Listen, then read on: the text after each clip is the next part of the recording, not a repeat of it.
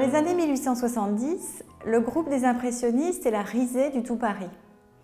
Ce que l'on dénonce, une peinture sans technique, éloignée de ce que l'on enseigne à l'école des beaux-arts et une méconnaissance des règles de goût fixées par l'Académie de peinture. Peindre la banalité du quotidien dans une touche si indéterminée témoigne d'une inculture manifeste. Renoir, comme ses amis, était accusé d'ignorance. C'était le méconnaître à lui qui, dès 1860, eut sa carte de copiste au musée du Louvre et ne cessa toute sa vie de citer les grands maîtres en exemple. Jusqu'à ces derniers instants, l'artiste continua de venir apprendre devant les œuvres conservées au Louvre.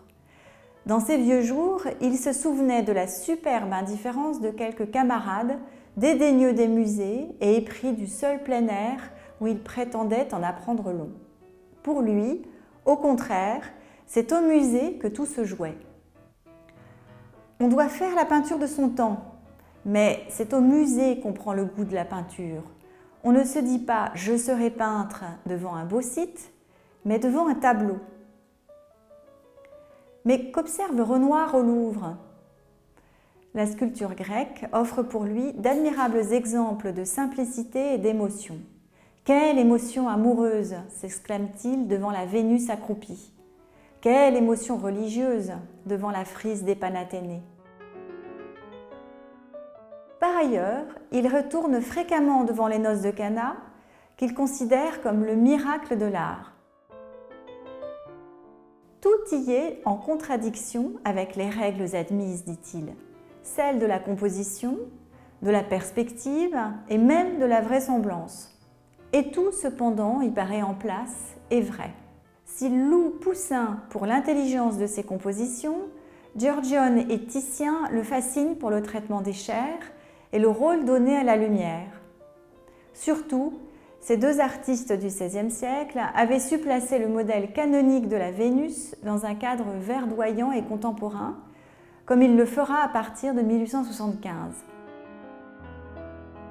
En 1911, Renoir accepte de préfacer le traité de la peinture de Cennino Cennini, daté de 1437, récemment traduit et réédité par son ami le peintre Victor Motez.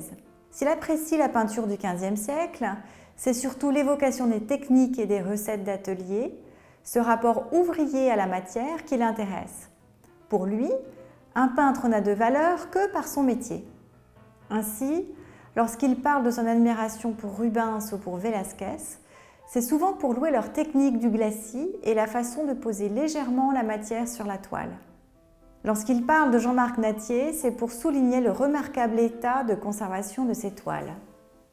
Comme Nattier le lui donne en exemple, la nécessité de fabriquer ses pinceaux et de broyer les couleurs devient primordiale, alors que la peinture en tube connaît un grand succès.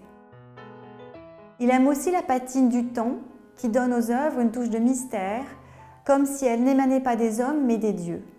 On comprend dès lors qu'il apprécie la grâce vaporeuse et mélancolique de Watteau, dont il cite fréquemment l'embarquement pour Cythère.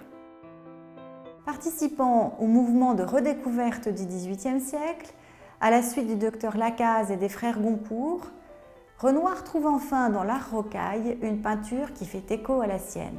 Les couleurs nacrées de François Boucher créaient un monde sublimé.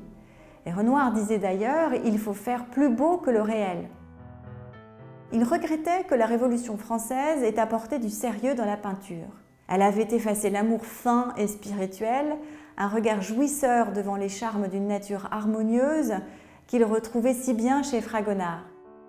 Le XVIIIe siècle, c'est enfin l'art de la courbe et de la contre-courbe, l'art de la dissymétrie d'une nature indisciplinée, telle que Renoir l'appréciait.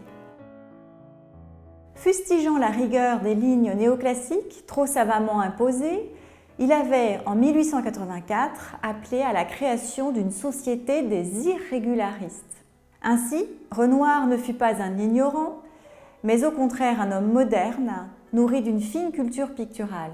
Sans cesse, il y puisa la juste inspiration afin de trouver d'autres moyens d'exprimer sa pensée.